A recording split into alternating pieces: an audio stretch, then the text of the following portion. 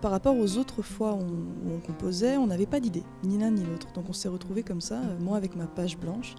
Et donc j'ai commencé à écrire un petit peu en écoutant les accords qu'il faisait, en écrivant sur l'inspiration. Et l'inspiration, ça m'a fait penser au processus de respiration, et donc au vent intérieur. Et je me suis dit que l'inspiration, c'était comme, oui, un vent interne. Et que j'avais envie que ce vent se lève. Et puis j'ai écrit là-dessus. Et à force, c'est devenu en fait le souffle conducteur de toutes les chansons. Et donc au final, j'ai appelé l'album La Lettre Vent. Je voudrais t'écrire une chanson, mon rempart contre la démission. C'est des choses qui me sont arrivées, tristes ou heureuses, que j'ai racontées dans cet album. Et puis aussi des choses de l'actualité, comme les révoltes au Moyen-Orient, ce genre de choses-là.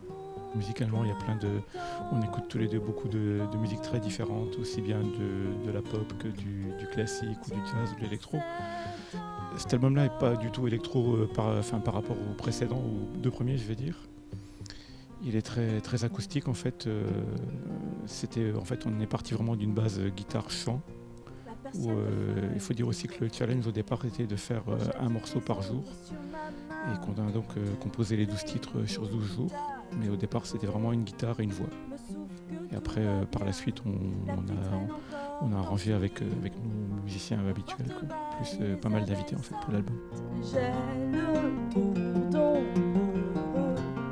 la journée n'est pas morte.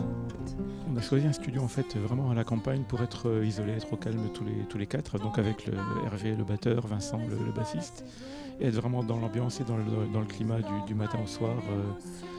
Et c'était un superbe studio en fait, vraiment magnifique, très bien équipé, et puis aussi un endroit prestigieux où des gens comme Camille, Paul Person ou Isia, la fille de Jacques Higelin, enregistraient leur album juste avant nous, donc c'était un très bel endroit, voilà, très inspirant. Tu es dans les cieux. On est en quête de poésie, autant musicalement qu'au niveau des textes. Et on cherche les atmosphères aussi, les ambiances.